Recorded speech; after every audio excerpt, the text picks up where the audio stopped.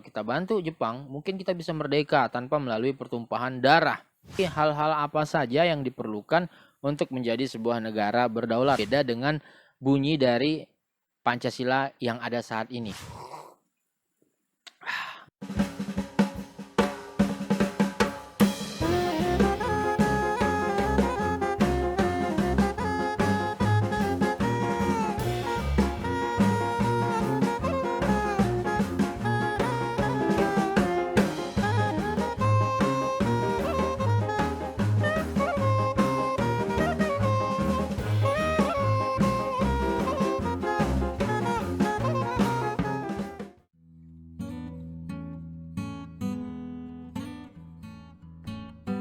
Oke baik, selamat malam. Assalamualaikum warahmatullahi wabarakatuh. Berjumpa lagi bersama saya Gedir Irawan, tentu saja dalam channel Tukang Kopi.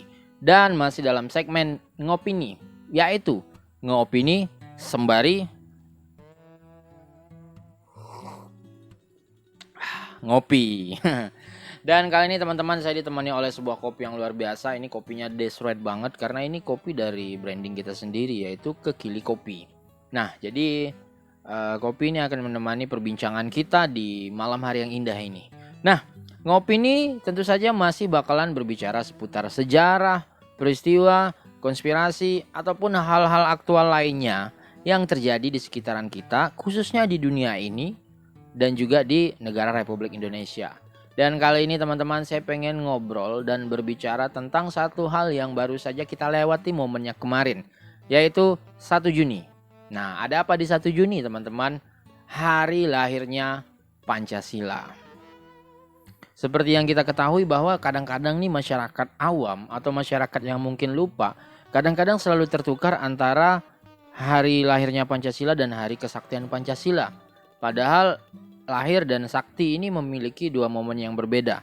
Karena 1 Juni ini adalah hari lahir, jadi kita akan bahas dan khususkan tentang kenapa sih bisa lahir ini Pancasila. Memangnya lahir dari rahim yang seperti apa nih teman-teman? Kita bahas.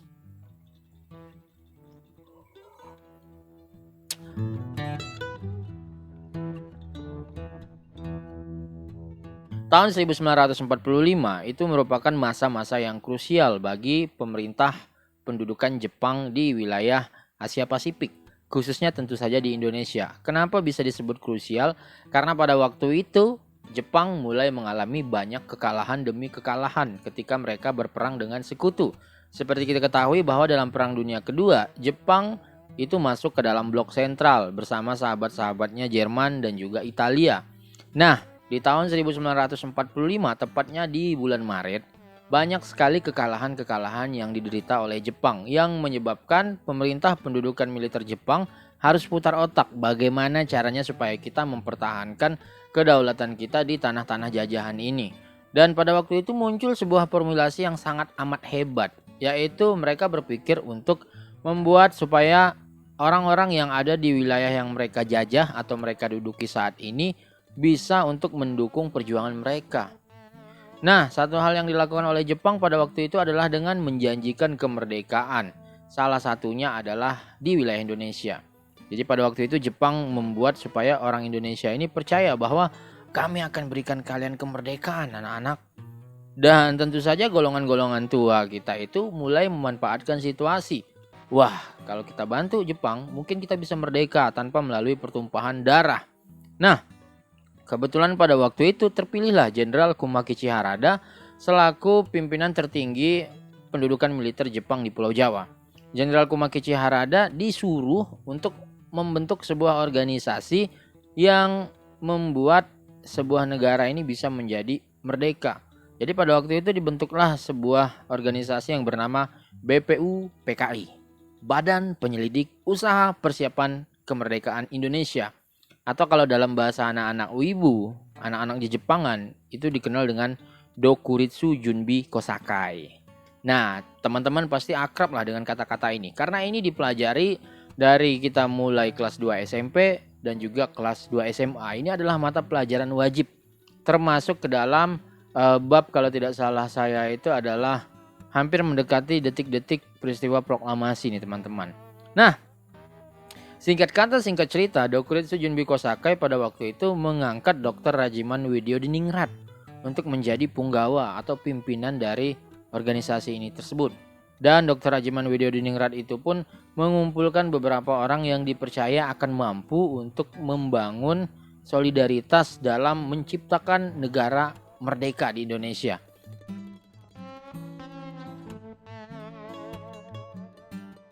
Nah, tugas BPUPKI sendiri pada waktu itu adalah untuk menyelidiki hal-hal apa saja yang diperlukan untuk menjadi sebuah negara berdaulat atau negara merdeka. Dan tentu saja pada waktu itu yang diperlukan mungkin ya, sebuah negara itu jelas kita sudah punya wilayah, kita sudah punya rakyat, kita perlu yang namanya undang-undang atau konstitusi untuk mengatur negara ini. Selain itu kita harus tahu bentuk negara ini itu maunya apa. Federal atau kesatuan, unitaris, dan tentu saja hal-hal yang berkaitan tentang pembinaan atau pengembangan negara tersebut menjadi negara yang memang bisa berdiri sendiri nantinya. Nah, setelah 1 Maret dibentuk, akhirnya pada tanggal 29 April organisasi ini diresmikan oleh pemerintah militer Jepang di Indonesia.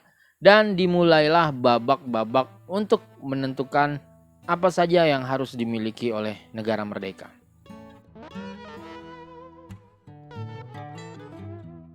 Pada tanggal 29 Mei sampai 1 Juni 1945 dilakukan sebuah sidang BPUPKI pertama. Dan yang dibahas itu adalah dasar negara, teman-teman. Jadi dalam pembahasan dasar negara ini ada 3 orang yang maju untuk mengemukakan apa saja yang kayaknya cocok untuk jadi dasar negara kita. Nah, yang pertama pada tanggal 29 Mei 1945 muncul sebuah nama Muhammad Yamin. Jadi Muhammad Yamin ini pada waktu itu mengemukakan bahwa kalau pengen punya sebuah negara, jadi dasar negaranya itu meliputi ini. Peri kebangsaan, peri kemanusiaan, peri ketuhanan, peri kerakyatan, dan kesejahteraan rakyat. Itulah yang dibutuhkan oleh Indonesia. Dilanjutkan pada 31 Mei 1945 tampil kembali Mr. Supomo, dan pada waktu itu Mr. Supomo juga mengemukakan bahwa dasar negara yang diperlukan untuk menjadi sebuah negara yang merdeka itu adalah ya memang sebenarnya tidak jauh berbeda sih dari pendapat Bang Yamin tadi. Nah ini, persatuan, kekeluargaan, keseimbangan lahir dan batin, musyawarah dan keadilan rakyat. Itulah kiranya yang dibutuhkan untuk menjadi sebuah negara yang berdaulat. Nah, tiba saatnya pada 1 Juni 1945 muncul nama Insinyur Soekarno.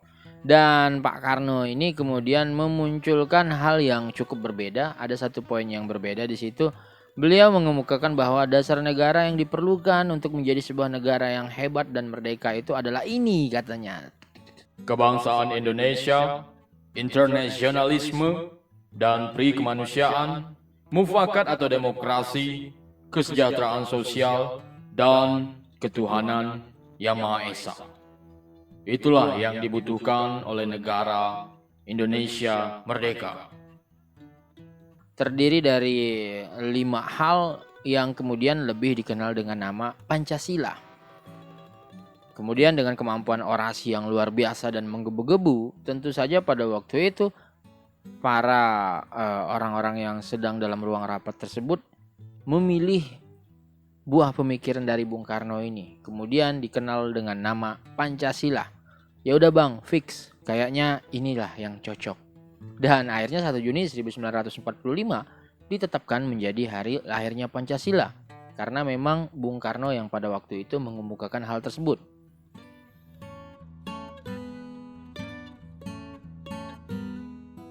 Memang betul kalau kita lihat rancangan atau dasar pemikiran Bung Karno ketika sidang BPUPKI pertama ini berbeda dengan bunyi dari Pancasila yang ada saat ini. Kenapa bisa terjadi hal tersebut? Karena setelah dikemukakan pada 1 Juni 1945, nantinya akan dibentuk lagi panitia penyempurna dasar negara ini yang dikenal dengan nama Panitia 9. Pasti teman-teman sudah pernah mendengarlah Panitia 9. Nah, Panitia 9 ini kemudian menghasilkan sebuah hal yang nantinya menjadi awal mula dari konstitusi kita yang dikenal dengan nama Piagam Jakarta, dan Pancasila tertera dalam Piagam Jakarta tersebut.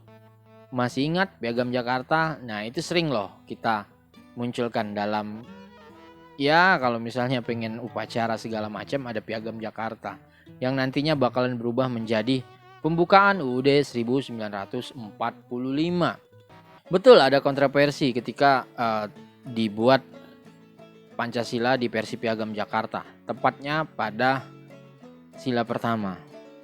Kalau sekarang itu ketuhanan yang Maha Esa, tapi dulu itu adalah ketuhanan yang berdasarkan pada syariat Islam bagi para pemeluknya. Kita bahas nanti ya, tapi kayaknya karena kita bahas tentang 1 Juni, cukup sampai di sini dulu. Terima kasih. Muah.